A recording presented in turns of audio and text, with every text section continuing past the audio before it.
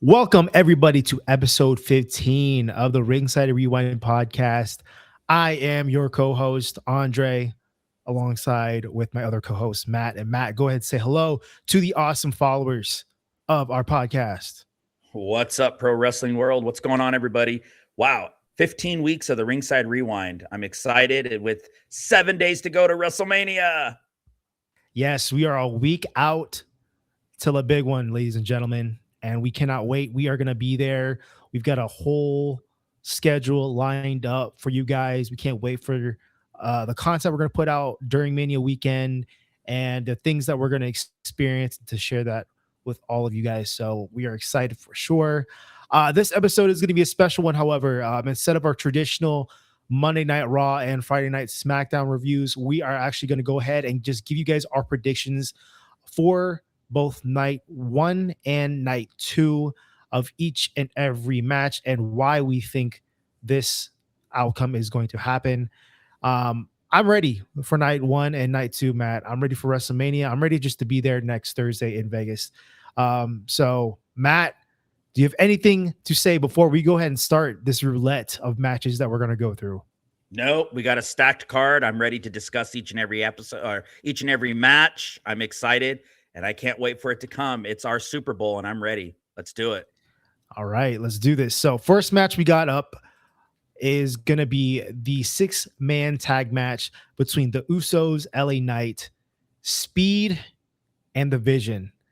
Matt, I'm going to let you do the honors to go first on who you think is going to win this match and why you think that team is going to win. I think this is okay to kick off the show for night one. Like I said last week on the show, I'm not a fan of how this was just thrown together. I'm not a fan of the Speed character coming into our world, but I'm happy I know why they're doing it. I'm going to go with thumbs up, the Vision and ISO Speed. I believe that they are going to defeat the Usos and LA Knight. I know there's going to be a bunch of shenanigans on this, but I think there's bigger stuff planned for LA Knight. I hope there's bigger stuff planned for LA Knight after Mania. And then, of course, we know that the Usos have stuff going on. Hopefully, they still tie them into the big one that's on night two. But my prediction, I'm going with the Vision. And they need the win. The Usos don't need the win. The Vision needs the win, especially if they bring back Braun Breaker and Bronson Reed very soon. So I'm going with Speed and the Vision. I agree with you there. I'm going with the same outcome, Speed and the Vision. The reason why, like you had just said, the Vision need the win. They had just won those World Tag Team Champions, those championship titles from the Usos. And so for them to win the titles and then to take a loss at WrestleMania doesn't really make any sense to me. And especially with the Vision being so depleted with the absence of Braun Breaker and Bronson Reed, you kind of need the win. And on top of that, too, this is Speed's first official WWE match. I mentioned earlier that I've seen Speed train with Randy Orton with Fit Finley. He actually did a match over in his series called Speed Goes Pro. He actually did a match. Obviously lost that match. Nonetheless, showed his awesome athleticism.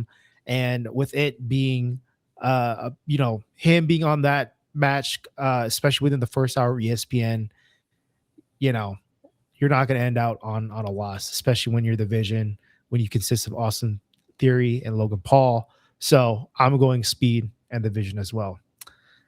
Next up, within the next match of the first free hour of ESPN Premium, which is $30, by the way, rip off, if you ask me. But anyways, the unsanctioned match between Jacob Fatu and Drew McIntyre. I'm going to go ahead and give my prediction first. We'll alternate. I'm going to go Jacob Fatu. Jacob Fatu because I think, just the storyline between both Drew and Jacob, it's been awesome. I love seeing them just go at it. I don't care. Tonight in SmackDown, I watched it, Drew McIntyre handcuffed Jacob Fatu. Claymore did multiple times, and was really being a violent force towards Jacob Fatu. We already know this is going to be a hard hitting match between the two. I expect crazy spots during this match. I expect them to fight in the crowd. I expect, everything to just go all out. This is an unsanctioned match. But Jacob Fatu, I think with him winning this match, hopefully we see some progression even more towards the main event picture. Um, Maybe seeing some more beef between him and Cody, maybe. Um, but we also have yet to see, who really attacked Jacob Fatu, and there's some questions that have been left unanswered from WWE that we're still kind of waiting on. Some of the smaller stuff that we've discussed on the show. But for me personally, this match, I got Jacob Fatu. I'm a Jacob Fatu fan as well. Um, I'm going Jacob. Matt, you're up. Well, I'm going to agree with you that I think this match is going to be phenomenal. I think these two men are going to fight all through that crowd. Last year, Drew had the Sin City Street fight with Damian Priest, which he came out and he won that match. These guys are going to be tearing each other apart, and that's what we want to see, right? It's unsanctioned. Anything happens. The referee's there only to count the 3 count or ring the bell for a submission, right? But I'm going Drew McIntyre, thumbs up. So I'm going with the Scottish Warrior with Drew McIntyre. I believe since day one, he's been telling the truth that he did not attack Jacob. He did not knock Jacob's teeth out. It's funny that tonight SmackDown was in San Jose, the same arena that Jacob got his teeth knocked out in that took him out. And I believe Solo brought that up in a vignette at a backstage segment. So I'm going Drew McIntyre.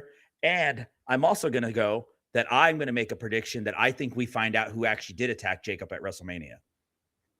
And for the longest time, I thought maybe Cody, but maybe now I'm thinking it's his cousin, Solo Sikoa. So somewhere I'm thinking the MFTs might be involved in this. But I'm going Drew McIntyre for the win.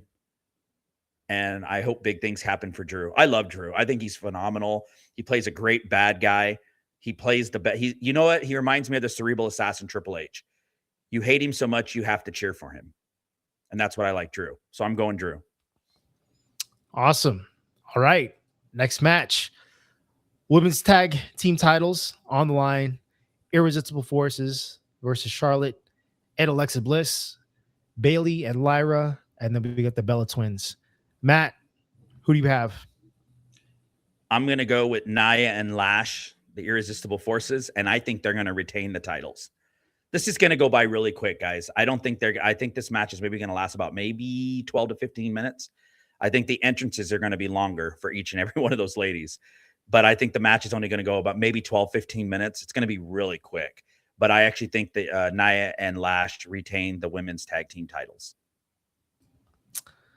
I agree. Wow. However, I have some thoughts that I think we might see the Bellas win. I'm not going to lie. I think there's a reason why Brie came back, and I don't think Brie comes back just to end up losing at WrestleMania. However, obviously the nostalgia pop, obviously between the Bellas, Twin Magic, you already know. Love Twin Magic. But I can see it to where maybe the Bellas win, and then we maybe see a rematch for the tag titles again, and maybe it's against Nia and Lash Legend again, and then they regain the tag titles. But I'm going to swerve it and I'm going to say the Bellas. But I see realistically, I can see Nia and Lash retaining. But I think maybe the Bellas might get it just for that nostalgia pop. So I'm gonna go against my logic, that I usually have, and just kind of put it out there, just to kind of make things interesting. Well, let me ask you one question about the match then, since you're going to go that direction. I just got one question for you, brother. If the Bellas win the titles and become tag team champions, which when they were together years ago, there was no women's tag titles, if I remember correctly. So I don't think they've ever won it together. So you might have something there. But let me ask you something. Then who pins who? Who takes the fall? Ooh, that's a great question. Honestly, I can see it being Lyra. I can honestly also see Alexa as well. I don't think you pin one of the actual champions, but you swerve it into one of those teams where it's either going to be Alexa or Lyra. I mean, it could be either Charlotte or Bailey as well, but I don't think it's going to be either Nia or Lash. I think it's going to be one of the other gals that are in the match. So, Okay. so that's what I got. Next up, boy oh boy, Seth versus Gunther. I have a lot of predictions that could possibly happen in this match. Um, and the thing is with this match, obviously we talked about it last week. It was kind of put together. You have two of your main eventers, right? Not in a match, but you put them together for this, and you possibly turn to a storyline. We saw this past Monday, Gunther talking to Paul Heyman, and Paul Heyman thanking Gunther for saving him, and now Gunther's saying, "Well, you owe me more than just a thank you." I've got my own theory that there's a possibility that we see Brock Lesnar in a retirement match against Gunther SummerSlam in Minneapolis in August later this year. But however, specifically talking about this match, I think Gunther ends up victorious in this match. Keep that momentum rolling that he's had. Obviously, retiring most recently AJ Styles. Obviously, just retiring John Cena. You keep that ball rolling. You keep him winning. Now, I can't really predict on whether or not he ends up winning clean or not, or whether or not maybe we see the like of Braun Breaker come out of nowhere and maybe distract Seth Rollins, or Braun Breaker's music hitting, distracting Seth Rollins, and Gunther gets that win through a surprise sleeper, you know. But I've got Gunther winning this match. Seth Rollins, I think we have yet to be like, I think he's gonna continue his storyline when Braun Breaker does return. Like we said last week, we saw that Braun Breaker is actually cleared.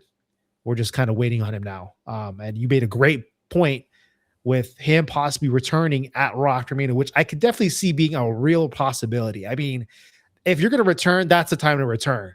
You know, Mania, you kind of let things be at Mania because that's really the season finale. But you really just to start off the new season, Raw after Mania is a great time to do it. But nonetheless, Gunther as my victor for this match. Matt, I'm going to swing it over to you. I'm going to agree with you. And as much as it kills me, because I am a big Seth Rollins fan. I love Seth Rollins' character. I loved him as a heel. I loved him as a babyface. It's going to kill me. But yes, I agree with you. I don't think it makes sense for Gunther to take a 3 count from a stomp. They need to keep him to be who his character is, right? And I think it actually going to feed more into the Paul Heyman storyline with Seth Rollins. And that's what they did last week on Monday Night Raw. And Seth is going to keep going towards Braun Breaker. You're 100% correct. And I'm going to stick with my prediction that Braun Breaker, if he makes an appearance this next weekend, it's going to be the Raw after WrestleMania. I don't think it makes sense for him to return back to WrestleMania. They need to let this one go down with these two guys there could be shenanigans, but don't let the shenanigans be Braun Breaker. I would hold him on purpose. And here's why. Here's why I would hold him on purpose if I was in that writer's room. Because I think 60-some thousand people in that stadium are expecting him. So hold him until you forget about it. And I think that's the Raw after Mania. And I could also see him coming in as a masked man, the Raw after Mania. You know, he'll be masked and then uncover it or something like that to get back at Seth. But I'm going Gunther, and I'm going Gunther probably with the sleeper hold to take him out. So I'm going to go Gunther as well. And that's going to kill me because I love Seth Rollins. I love Seth Rollins too, but man, Gunther's a killer, man. I can't go against Gunther. But nonetheless, Gunther for both of us. Next up, we have the Women's World Championship on the line. Stephanie McCare versus Liv Morgan. I'm actually really looking forward to this match. Matt, I'm gonna let you take a shot at it, and I'm gonna let you have the first prediction for this match. I had to think long and hard about this one, Andre. And I got my prediction.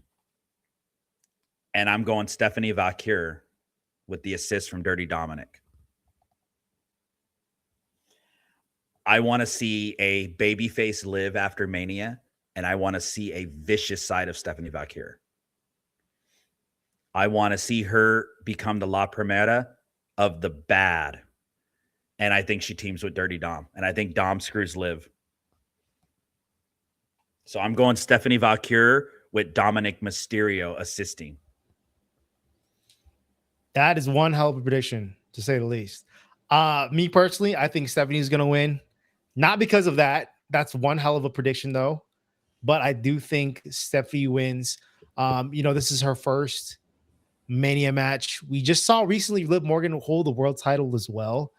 And so that's another reason why I think Stephanie is gonna end up winning this match. Um, However, I think there could be a kind of putting a twist here. I think maybe we do see Dom get involved maybe in this match, but screws Liv Morgan over and Stephanie gets the win, and then Liv then starts the question: Is this really working out? You just screwed me over of the title. So I could see it, going that way. But either way, I think your take would be one hell of a prediction. That's for sure. Seeing a heel Stephanie, I think it would be awesome, especially after the brutal bump Liv Morgan suffered from Stephanie Vaquer. Roxanne Perez as well. We saw Roxanne also get receive some pretty serious bruising from that, but nonetheless, I got Stephanie Vaquer. Well, Liv took the shit end of the stick on that one, though, bro. I think that was Absolutely. worse on her side. And you and I Absolutely. both know that was not planned. That was totally by that shove into her was totally by accident. And the fact that they hit like that, I actually at first I thought I had to play it back because I thought it was fake. I'm like, damn, and it was loud too, like a thud, boom. And then you saw the big old the big old bump on her head. But I'm going Stephanie, and I think Dom's involved. One hell of a prediction, like I said. So, nonetheless, last but not least, we have Cody Rhodes versus Randy Orton. I honestly should have put in parentheses Pat McAfee as well, and in parentheses next to Cody Rhodes, Jelly Roll. Oh my goodness, Matt, I'm gonna let you be the first one to take a shot at this. And isn't it your turn? It is my turn, but I want to hear your opinion first. So, where do I start with this? Where my heart is going, I know who I want to win. I'm going to be honest with you, Andre. I hate what they did with this match. And I think 95% of the WWE universe would agree with me. You did not, and The Rock means did not have to bring anybody involved in this.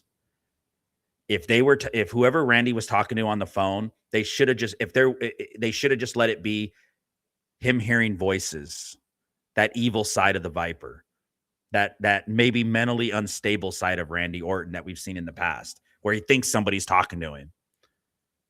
But with this total twist with Pat McAfee, I agree with everybody. I hate it. I'm trying to think how it even makes sense. And then tonight, when he goes out there in front of that crowd in San Jose, his promo was stupid. Stupid. I played it back 2 times to make sure I heard what I heard. It's not helping Orton.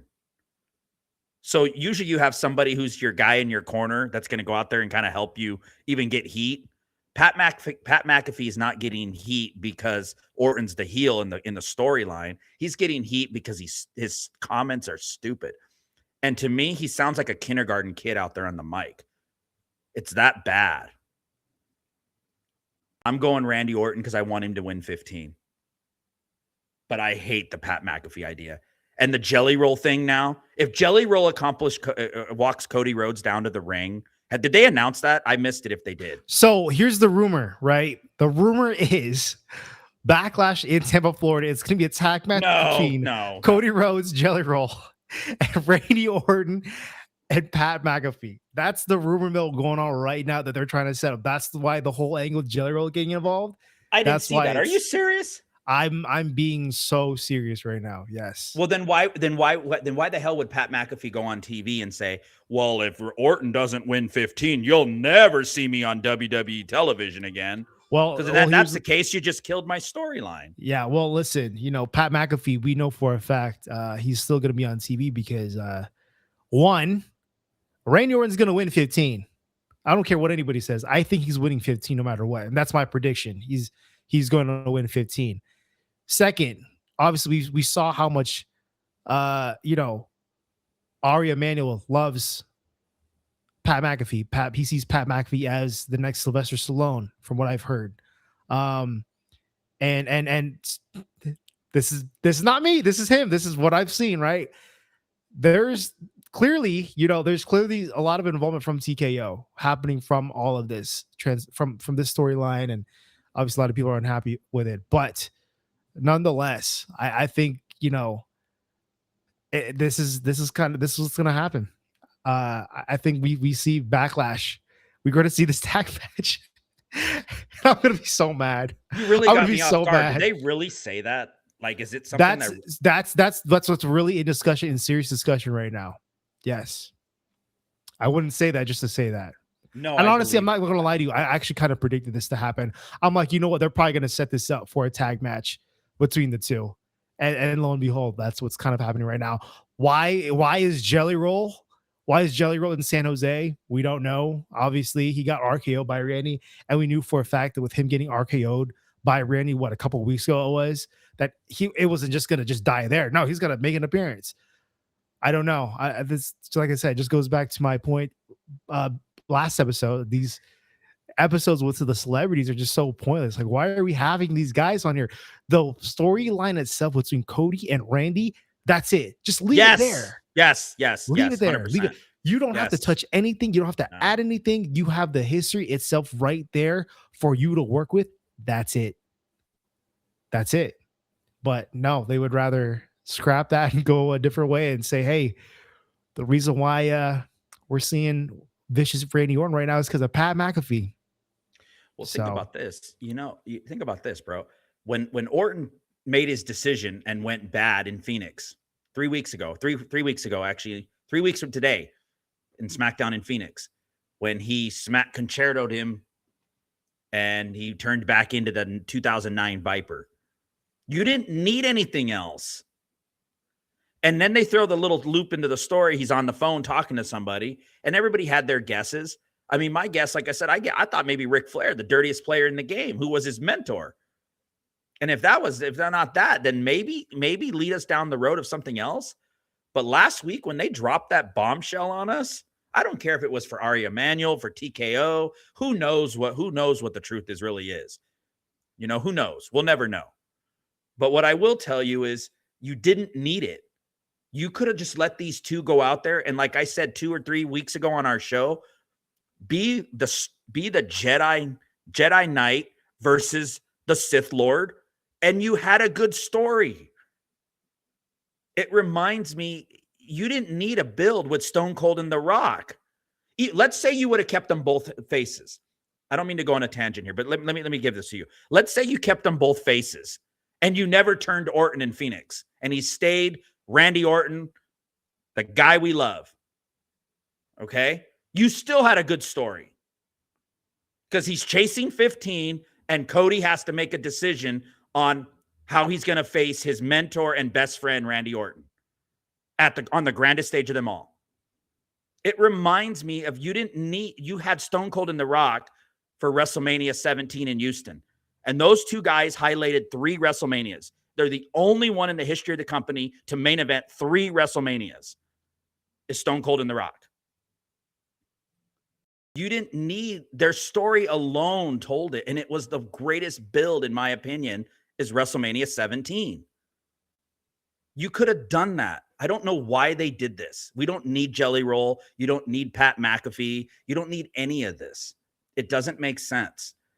But for the win, I'm going with Orton to win 15 because deep down, I know Orton's going to get to 18.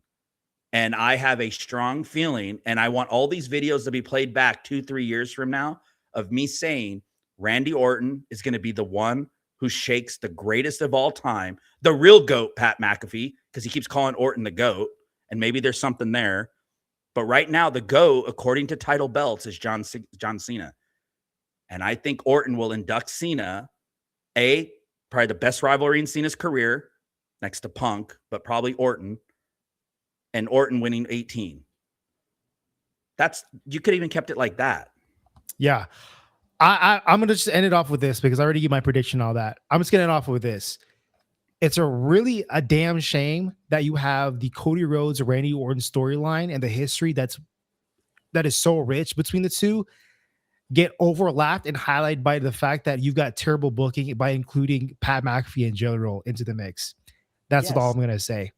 You're going to look back in history and say, wow, that could have been really good if you would have just kept the two celebrities out of the mix. You don't need that.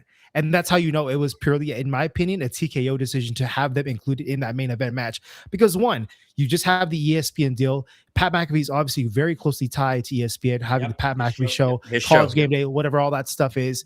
You want to have your biggest probably person on ESPN on an ESPN show, which is WrestleMania. Stupid from a business perspective, obviously that's what they see. They don't care about the fans. They care about, well, what's going to best market our product now that we have it? What's going to best that we're premiering on through our platform? What is the best way for us to market this match to get as many seats as we can, or sorry, to get as many seats purchased as we can? And how many people can we really convince because of the fact that we've got such a star-studded lineup? We've got Lil Yachty, we got Speed, we've got Jelly Roll, we've got Pat McAfee. Shoot, who else, man? Like, dang, it's just unnecessary at this point. Like I said, I'm not trying to go on the same rant I did last No, time, and but I'm just gonna leave it at that. You have more thing to say. One more thing. One more thing to say, and then we'll move on to the next. Yeah, and segment. One more thing, because this storyline has nothing to do with the damn price of tickets. Why are we in the middle of the ring talking about 25% off sales? That was his big announcement. That was his big announcement. Oh, give me a break. I get so pissed off thinking about it because I'm such a hardcore WWE fan for years. Give me a break, Pat McAfee. This is a WWE championship match at WrestleMania, and your stupid announcement is 25% off tickets. What does this even have to do with Cody and Randy from years ago in Legacy? They could have built on that storyline. What does this have to do with it?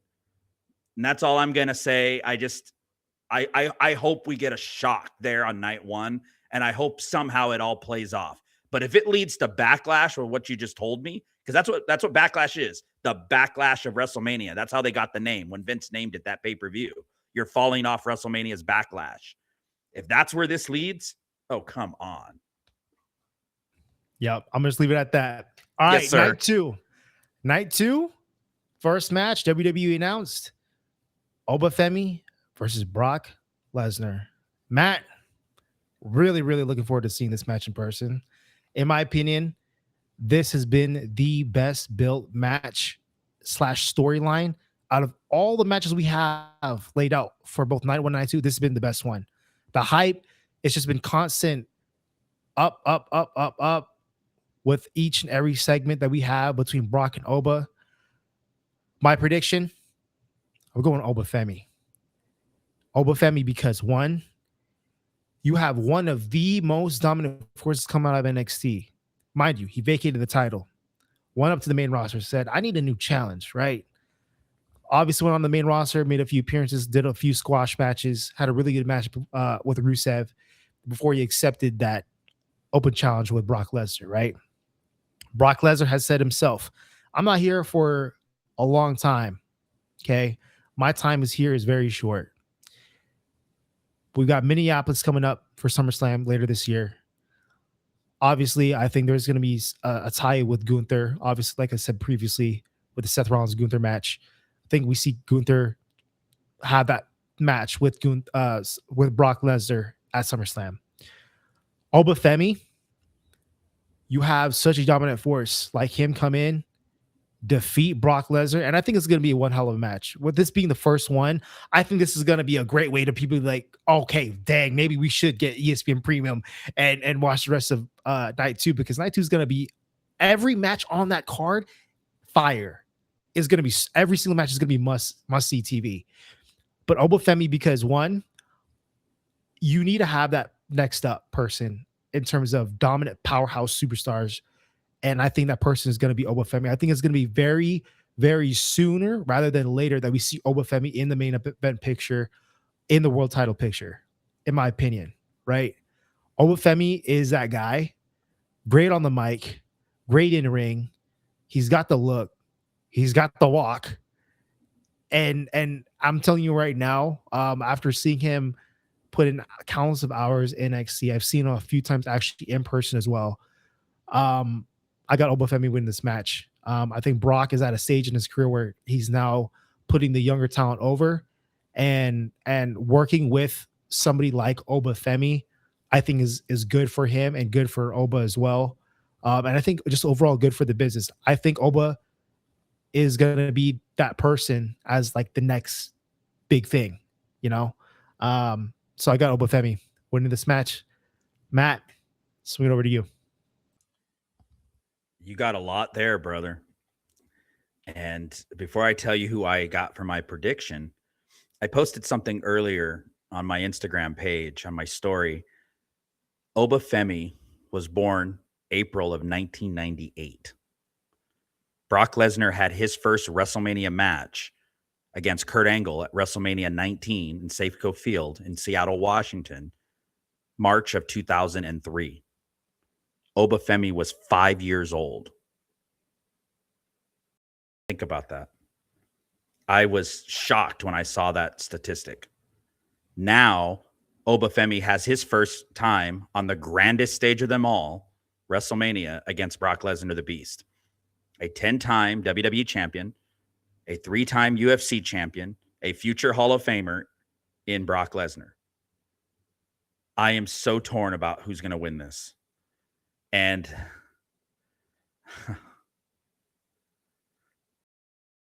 I'm going Obafemi too. And that pains me because how do they do it? How does Brock Lesnar take a pin? I can't remember the last time the man's been pinned 1, 2, 3. Now, I think it's going to take a lot, not just one.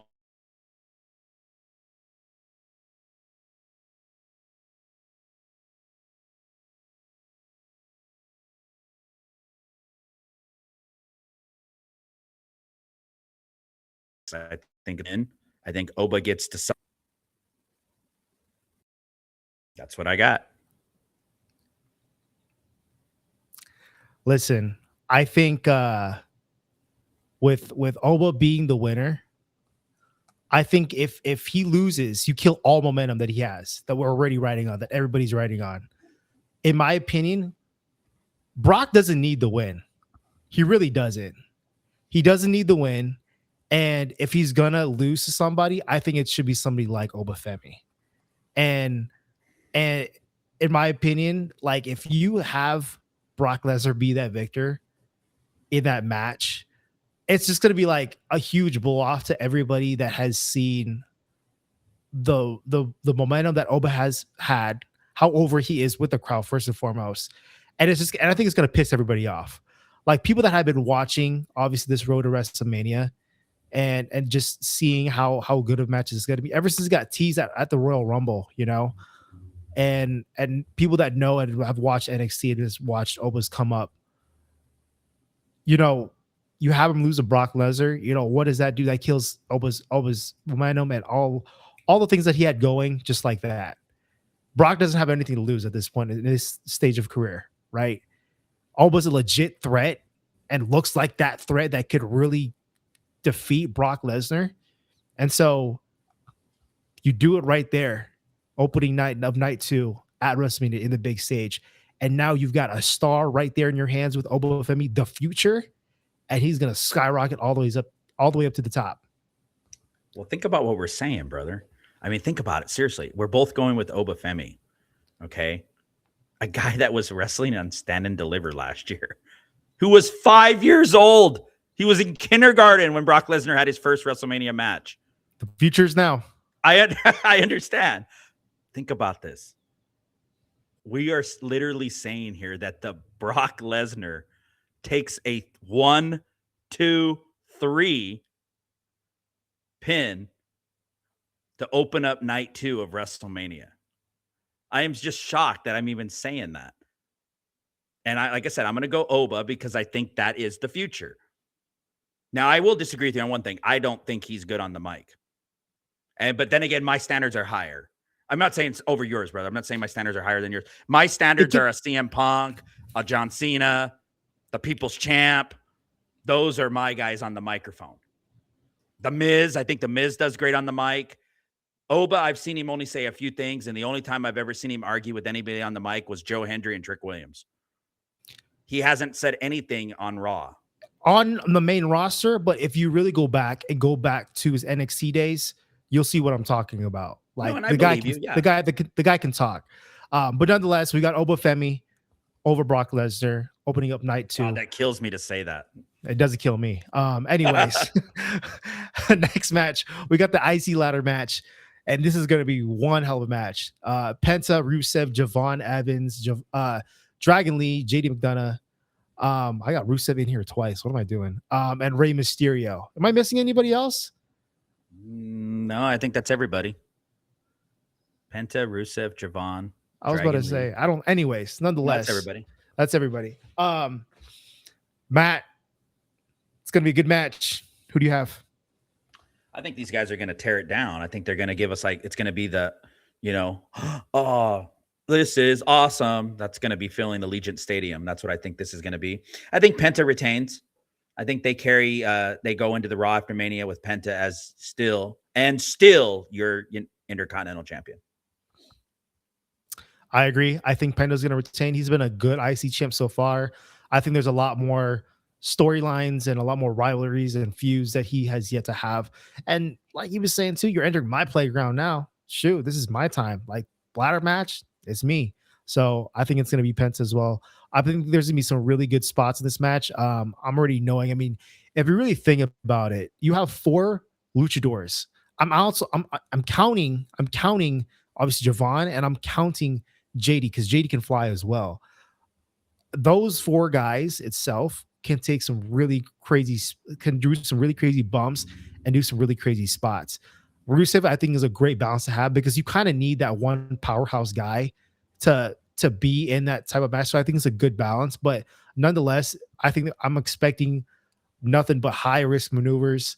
I'm expecting all moments in that match where people are just going to be standing up and just going to be, holy, what I'm saying, this is awesome. Like you said, like I think it's going to be a great match. But nonetheless, Penta on my side. Let's move on to the next match. U.S. title. Good old Sammy and Trick Williams. I'm just going to say this. Trick Williams, signed, sealed, delivered. I think Trick Williams is going to be the victor.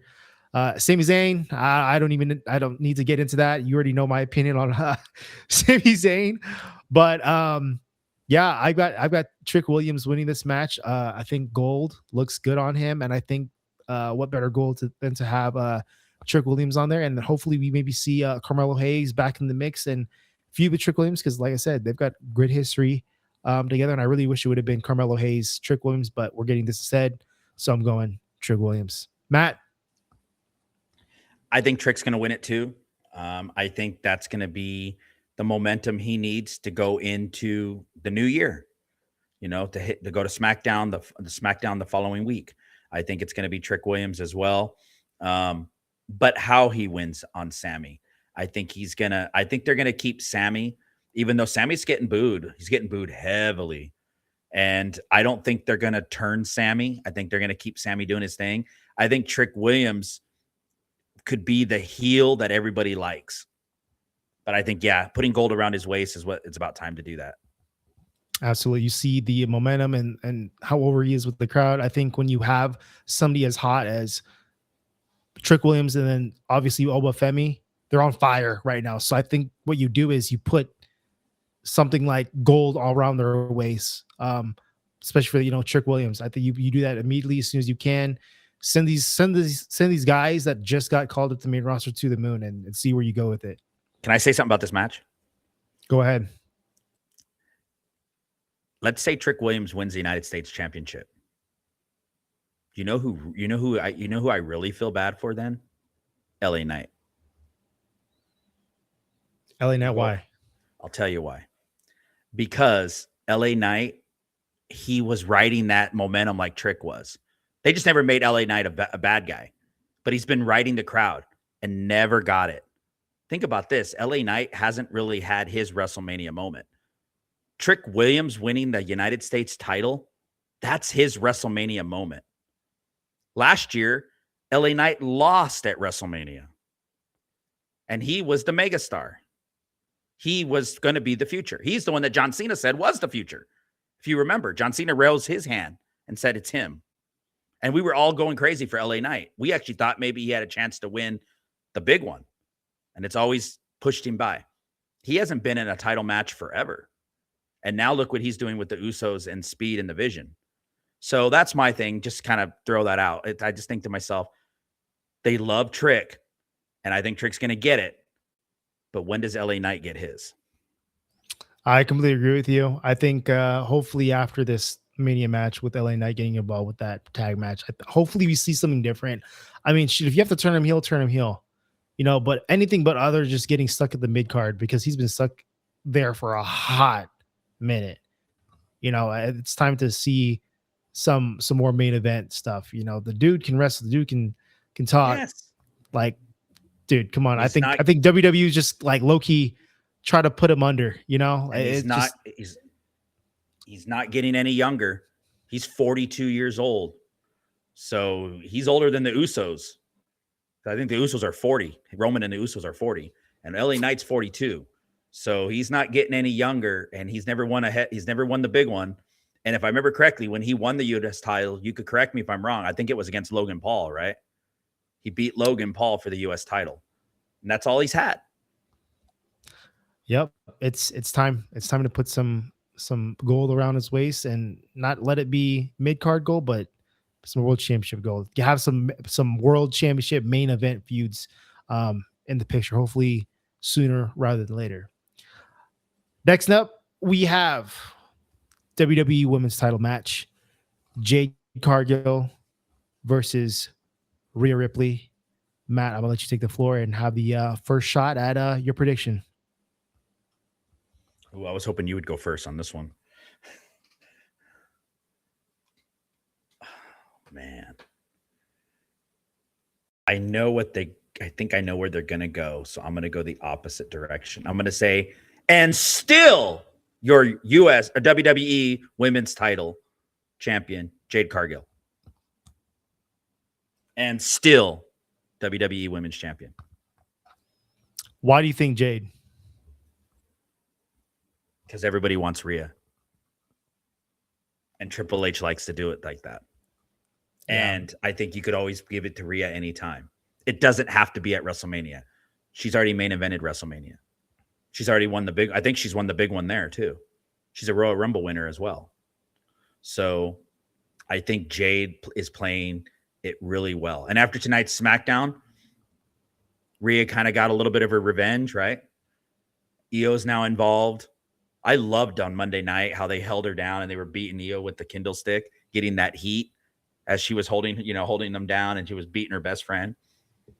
So I'm going, and still your WWE Women's Champion, Jade Cargill. That's a pretty solid prediction. I'm not going to lie to you. And I have something else on it. Go ahead. I think it's because of Io's fault. That's not a bad one either. Honestly, that's not a bad one. It's going to be very interesting to see because, Io's not on the card yet, and so far we've seen nothing from them. I mean, we've seen maybe hints of maybe Io Asuka night 2 possibly, because they've only got 6 matches lined up for so far.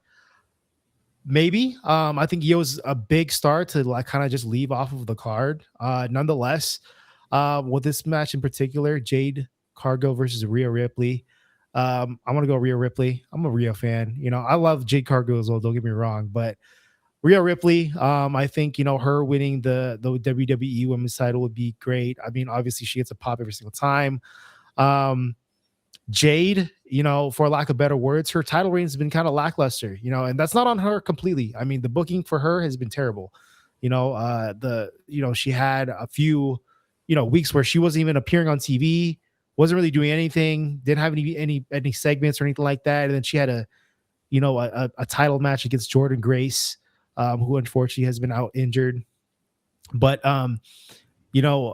Jade Cargill, I think maybe we see try to get a rematch from her. Maybe we see more of Jade versus Rhea down the line.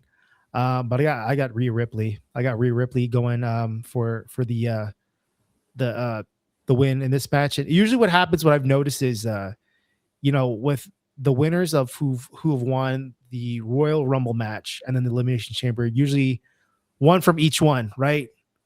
One loses, one retains. And so the other one, I got Stephanie Vaquer retaining the title. So this one, I'm going, okay, well, they got to switch it up. Rhea Ripley. Very rarely they actually have both titles switch. I've noticed that. I just know these certain patterns. But yeah, I'm gonna just leave it at that. I got Rhea Ripley. That's pretty good. I mean, actually, I'm gonna do my homework on that because I think you're right. That's actually really good, brother. Because I never thought of it like that. But I think now I'm just thinking memory serves me. I think you're right. They do something like that. Mm-hmm. But what would it be? Could you picture the silence throughout Allegiant Stadium if Io Sky screws Rhea over? Ooh.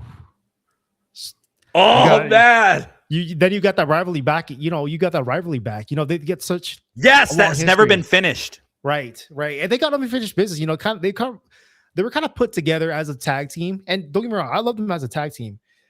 Very popular. I think it's the perfect dynamic between the two. You got the powerhouse and you got the high flyer. But you got a great lineup right there in terms of storytelling that you could really have with that. And Io blames her for holding her back. Yeah. You get this, you get that, and you can picture an evil side. Maybe Asuka's. We see it on the following night.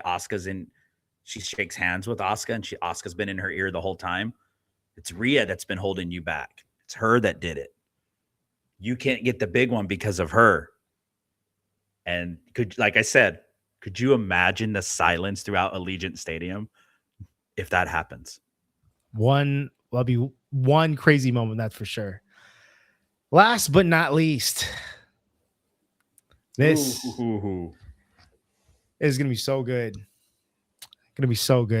I'm not gonna lie to you. I'm really torn on this match. CM Punk, Roman Reigns, they're not wrong, with the points that they're making. They're actually they're right. They're spitting facts. If you really look at both sides and the points that they've made, they've got very valid points toward each other. And this is why the storytelling with this match is so good. Man, I'll go first since you had the other one. I'm going CM Punk. Retaining. I think with the Roman Reigns storyline, right? I think with the fact that you have CM Punk calling out the Usos, CM Punk calling out Roman's cousin, The Rock. You have Roman Reigns lose his match, right? And I'm thinking very hypothetical, right? I'm dream booking right now, right? This doesn't mean this is gonna happen, but I'm dream booking, right? You have CM Punk retaining. Roman Reigns loses the match. And then maybe we see a downfall of Roman Reigns, right? You see the Usos maybe turn against Roman Reigns. You know what? Hold on. You never apologized to us. You treated us like crap. And then maybe even then, you have The Rock involved, right? And this leads up to Roman Reigns versus Rock. Rock then says, you're going to have a nobody, a piece of trash like CM Punk call us out of our own name, and you're going to lose to him. You're no longer the head of the table. You're no longer the tribal chief. Who are you, bro? Like, what are you doing? And you see maybe more an internal civil war that you have between Roman Reigns and his family. And that then leads up to hopefully Roman Reigns and The Rock at WrestleMania 43. Now, it isn't still in question that maybe we still have that that event in Saudi. Obviously, Saudis love their nostalgia. We were speaking to Tony, and obviously they love The Rock. They love Roman Reigns. They love the bigger name superstars, right? But you have CM Punk retaining that title. But then the fallout really more so goes on what happens to Roman Reigns and his family. And I can't, with this match, obviously I'm trying to debate whether or not we see shenanigans. I think we will. I mean, because why not? When is there not shenanigans in a Roman Reigns match? Let's be real. But I've got CM Punk retaining. I think after this is good. The focus is going to be really on Roman Reigns and his internal battles with his own family. After the fact that CM Punk comes out victorious, and then now you have maybe his family turn against him, and we see a different side of Roman Reigns. So that's my prediction. Very bold, bro. This is hard. I love Roman Reigns, by the way. For everybody that said I love Roman Reigns, I love him. That's my guy. You're gonna get heat. I'm gonna get heat, but I got Punk. I'm sorry. Okay. This is hard, very hard, because us as fans respect these two men more than anything. I remember Roman was brought in because of CM Punk. He was his bodyguard. That's what the Shield was. And the storyline is great. Sacramento's going to be off the chart for Monday Night Raw. You guys are lucky in Sacramento. I'm going best in the world too. I'm going the voice of the voiceless, the Second City Saint. I'm going CM Punk. And still your world heavyweight champion. And I think there's a lot of shenanigans involved. And I think the shenanigans come from the family. I think you're right. Here's the thing. The last 2 weeks last week, Roman wasn't even there in Houston. And CM Punk totally went this direction with the story because of the stupid shit with Pat McAfee. And I think that was improv right then, that pipe bomb 2.0 that we saw from Roman, which I think everybody in WWE world, WWE universe probably replayed 4, 5, 6, 7,000 times to make sure we were hearing what we were hearing. And he only mentioned Roman, maybe 1 or 2 times. It was mostly directed towards McAfee, right? And towards what McAfee said about Punk. I'll tell you this, Andre, if McAfee's involved in this match, I'm going to be extremely pissed. Unless he gets a receipt and he comes down there and Punk gets a hold of him or something like that. But if he gets involved in this, I'm going to be pissed off. But Roman taking a 3 count, which he has lost at WrestleMania. He lost the title to Cody at WrestleMania 40. Took 3 crossroads to do it. And everybody and their brother getting involved, which is probably one of the greatest endings in wrestling history. I think Punk wins. I do. And these two guys are going in both as baby faces. They're going in not a good guy versus bad guy. Punk's going in as the Punk we know, and Roman's going in as our tribal chief. So I'm going Punk. I think he gets screwed somehow by his family. I think, another thing, I think we may see some people of the Enola family or his family, maybe newcomers come in. What if you finally get Zilla? What if Solo's there? What if the MFTs are involved? Maybe they do. You're onto something. Maybe they're pissed about the fact that Roman couldn't take out Punk. And Punk's been saying all this stuff about the Samoan dynasty. And The Rock said this 2 years ago. You let him keep talking FF about my family. You'll see what happens. Is he going to be there? I don't know.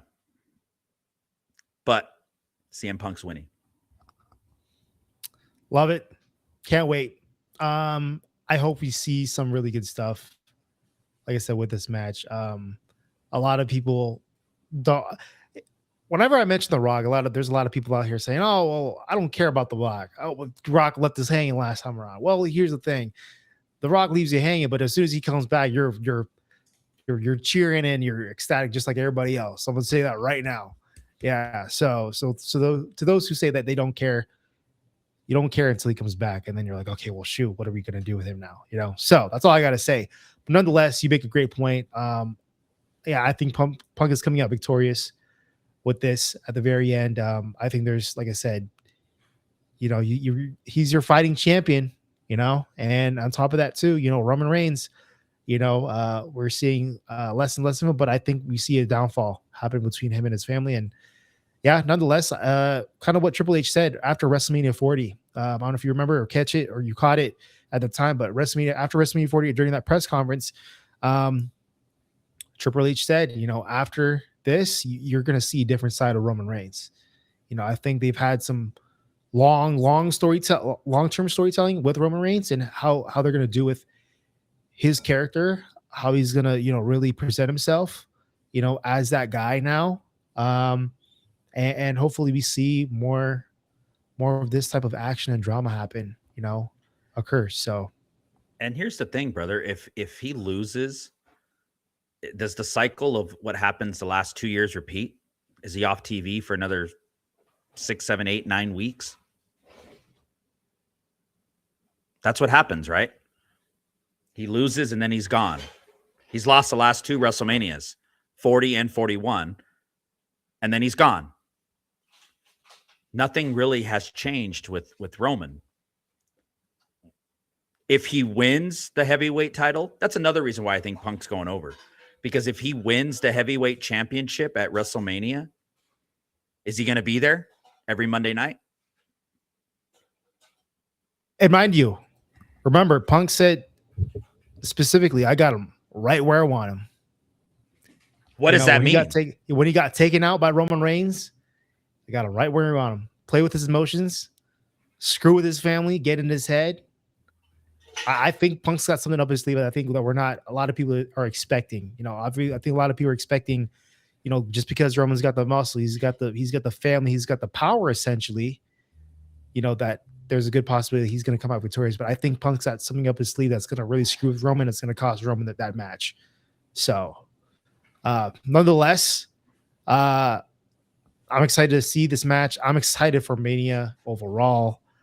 It's going to be awesome. And before we go ahead and end off this episode, we want to remind everybody that we have a giveaway currently going on after reaching 1,000 followers on Facebook, which, by the way, we're also almost at 1,500, which is crazy because we just announced 1,000. But we are currently having a giveaway. If you guys have not followed us on all of our pages yet, please go ahead and do that. We've posted a couple videos on exactly what to do. One, obviously, that is to follow us on all of our platforms. Two, go ahead, repost, share, do what you got to do to get the word out that we're currently having a giveaway. We've got some really good prizes coming up. We've got a plaque of Then, Now, and Forever with CM Punk, John Cena, and what was the other one? I can't remember now. The American Nightmare. Cody Rhodes, obviously.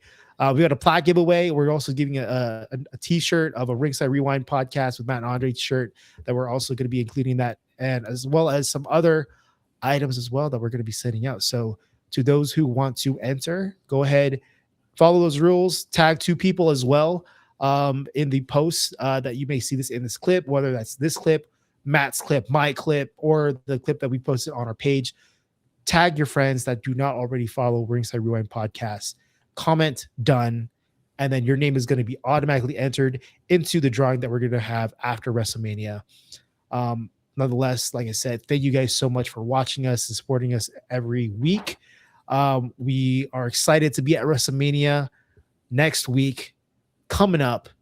Matt, any last words before we sign off here? We're going to be in WrestleMania next week, man. So you guys, we've got a lot of good stuff lined up for y'all. Just wait.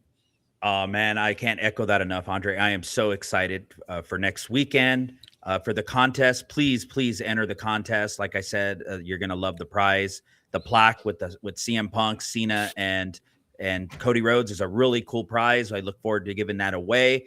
We'll probably have the contest winner announced the week after WrestleMania. So please do that.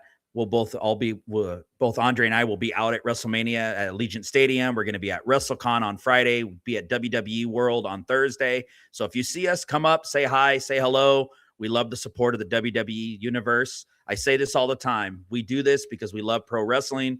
We love the different opinions. And please let us know your thoughts. Who's winning? Is it Punk or Roman, Orton or Cody? We want to know. So once again, thank you guys all for the support and the continued support of the Ringside Rewind podcast. Thank you guys for watching episode 15 of the Ringside Rewind podcast, and we'll see you guys next time for episode 16. Thank you guys for watching. It's WrestleMania, baby.